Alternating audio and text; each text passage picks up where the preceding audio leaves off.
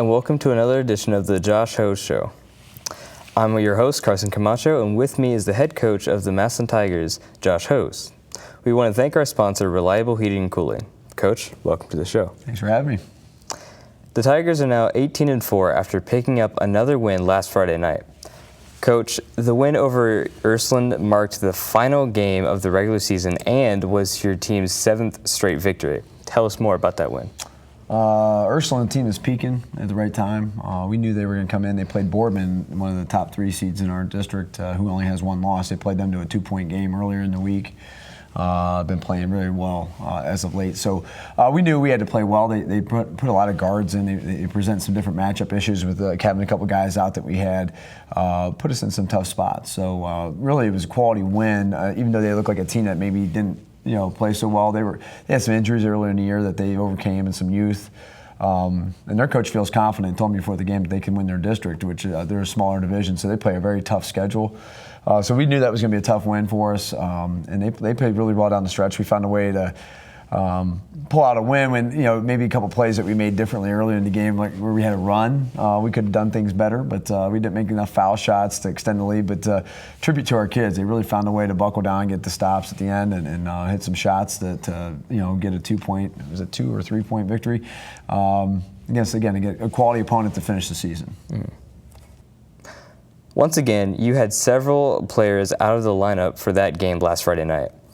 As you get ready to face Jackson tonight, what is the status of several of your injured players? Well, I mean, we're hoping to go into tonight 100% for the first time all year.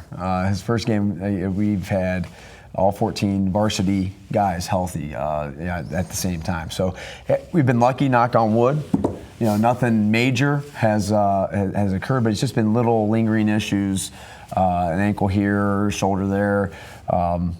The kids, Sam, our trainer, and Lee have been amazing. We've kept them very busy this year. But those guys may be our MVPs this year, keeping our team together and keeping them on the court, working our guys out on their days off. And up till yesterday, he was working with some kids, getting them healthy. So, we're very blessed to have our group ready to go and hopefully, at 100% as much as we can be at this time of year.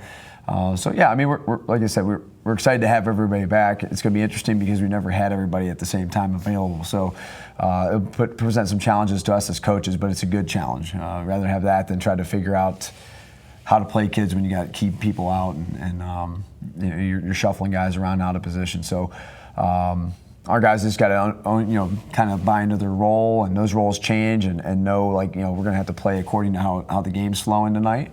And some guys may play some more, some guys may play some less than what they've played the last couple of games. But at the end of the day, our guys are focused on getting a win tonight, and I think they'll buy into whatever they need to do.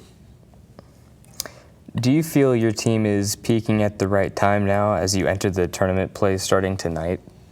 I would say yes. We've been a team that's been kind of in development all year. With getting a late start with our preseason, with football guys coming out late and kind of blending them in and going right into games, 4 practices, and boom, we're into games.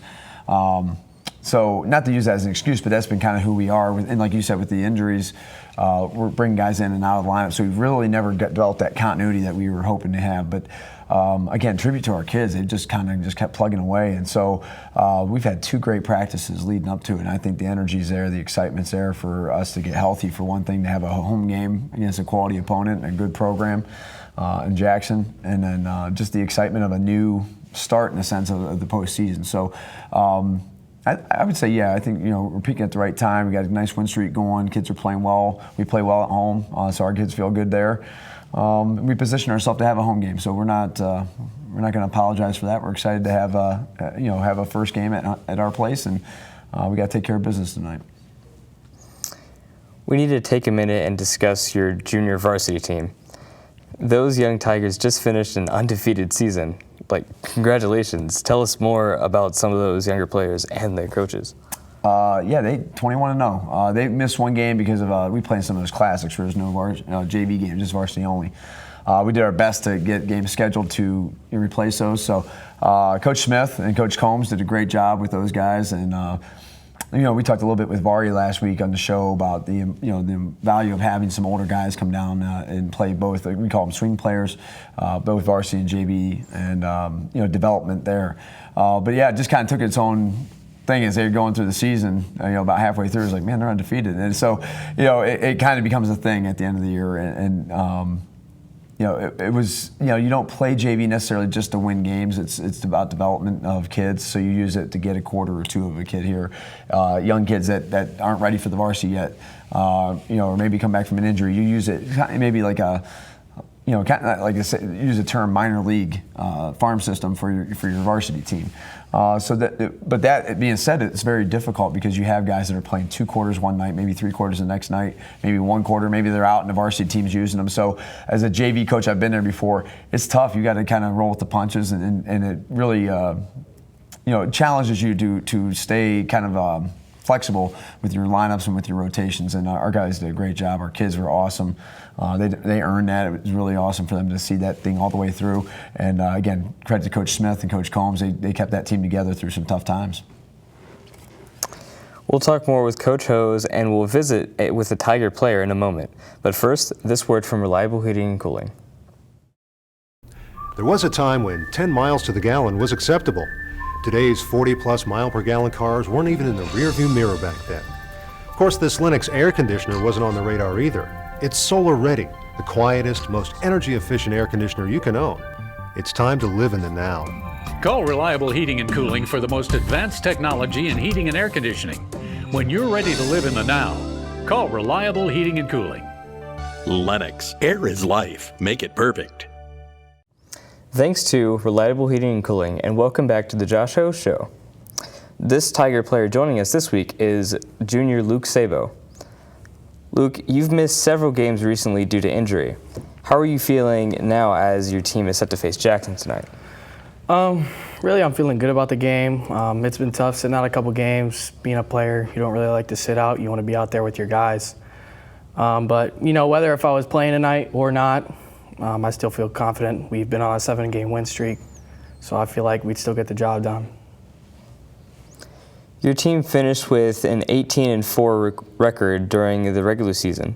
Did you expect to have that great of a regular season mark? I think knowing all the preparation we did before the season, we had goals, and originally our goal was, to win 15, 16 games, so we were around there. Never a doubt in my mind that we could go 18-4. So it's been a great stretch for us over these past, 11, 12 games. So, we finished up pretty well. But, yeah, there was no doubt in my mind that we could go 18-4. So. In what areas have you seen the team improve the most?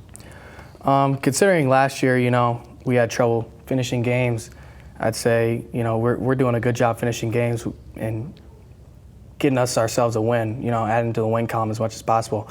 Also, battling through adversity, when teams come back at us, making a run, we're doing a good job of fighting it off and still being able to come out with the W. Describe for us the mood of the team's practice leading up to tonight's game. Excitement, for sure. We're excited to go. Tournament time is always a fun time. It's always exciting. It's a different feel. Yesterday we were energetic, as always. We had a great practice leading up to today, so we're ready to go. In your mind, what will be the keys to beating Jackson tonight on the Tigers' home floor?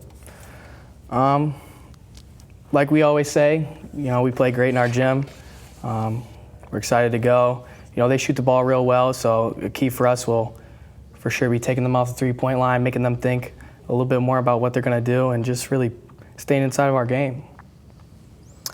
Thanks, Luke, and good luck the rest of the season. Appreciate that. Thank you. Coach, how important is it for you and the team to get Luke back on the floor? Oh, it's invaluable. Luke's, with Jay Stock, they're our two guys. They're our two leaders, our heart and soul of our team. They play very similar if you watch them play. I mean, they just play all out. They give everything. They play selfless. to have like Luke's leadership on the bench was great, but I'd much rather have him on the court the last couple of games. So he had a different perspective, I think. When he's sitting over there anybody's ever been injured, had to sit out a game. You get a different perspective. So I think he'll come back a little bit refreshed. You kind of refresh your hunger to get back out there, and you hate missing. So like he said, you don't want to be out. But he's our third leading scorer on top of everything else. So I mean, and he's an outside threat for us. Handles the ball well. So I mean, trying to replace him the last couple of games, we were fortunate to get through those games without him.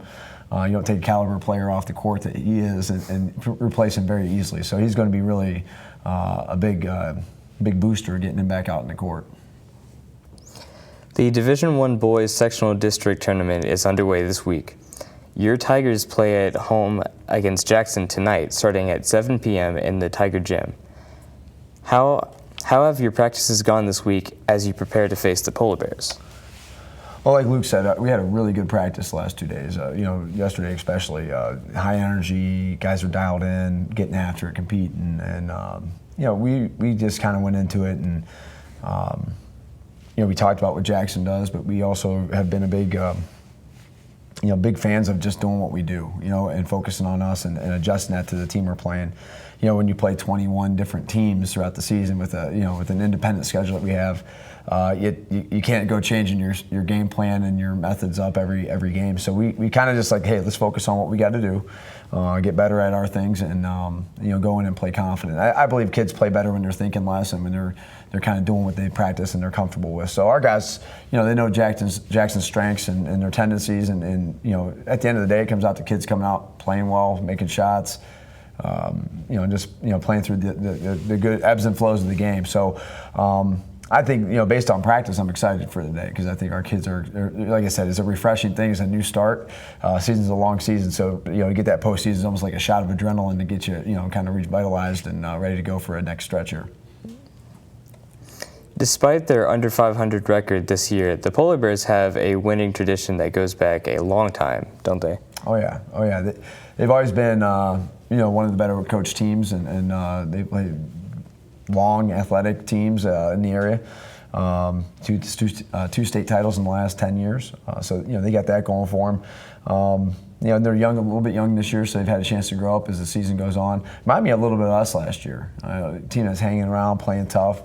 Losing some close games, coming on strong at the end of the year. So I look at that as like, last year we went to a tournament game against a really good opponent, and we were down 2 with a minute and a half, 2.5 minutes left in the game. So this time of year, anything can happen. We just got to be ready to go, and Jackson's going to bring it. They're going to come in and play well. They're going to be well coached. Coach DeBevic does a great job. So that winning tradition helps. But at the same time, we've had a pretty good program over the years too. So our kids, they believe in themselves and they believe in what we can do. As you and your coaches have prepared your team to face Jackson, what's the message you've been telling your players about the Polar Bears and this game tonight? Don't make it more than what it is. It's a basketball game. Just because it's a tournament game, you can't get too high or too low. You just got to play your game. I think we talked a lot about focusing on the three-point line, like Luke said, chasing them off the line because they like to shoot the three. They shoot it well. Defensively, being disciplined that way, and offensively, valuing possessions. You got to come out, end of the year, tournament games, every possession matters, so you can't take bad shots, you can't throw the ball away. So at the end of the day, I think that's our biggest keys at almost every game now has been like, hey, take good shots, take care of the basketball, and be great on defense. And when we play really good defense, we draw energy off of that, and we play a lot better on the other end of the court. So that's again been our focus kind of going into this week is like, hey, we got to bring it to the defensive end and then rebound. I mean, the number one thing at this time of year, don't give up extra possessions, don't give up anything, and then earn extra opportunities getting offensive rebounds. So and we got one of the best guys in the area for that, Jay Stock. I mean, he gets a lot of offensive opportunities for us with his rebounding ability. So like I said, we got a confident group going into it. They believe in each other, and that's really fun for us coaches to see. The winner of tonight's game will play the second seed Canton McKinley this Saturday night. Have you had to discuss with your team at all about not looking ahead to the possible rematch with the Bulldogs? No, our guys are focused on Jackson, and that's where their focus needs to be. And that's why it's good to play a good opponent in that first round. Is you got to win that one to get to the next one. So we haven't talked about McKinley, we haven't thought about McKinley. We know we got to play well tonight and take care of business, and our guys will come out ready to go. Thanks, Coach, and best of luck in tonight's game. As we wrap up another edition of the Josh Ho Show, we want to thank Reliable Heating and Cooling for being our sponsor, and thanks to Coach Hose for joining us. I'm your host, Carson Camacho. Be sure to join us again next week for another edition of the Josh Ho Show. Thanks for watching, and as always, go Tigers.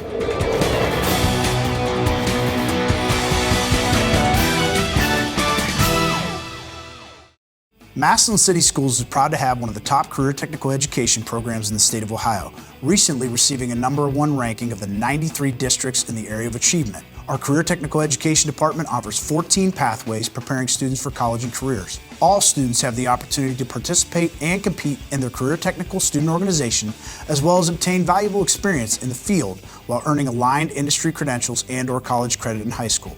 Visit massillonschools.org for more information.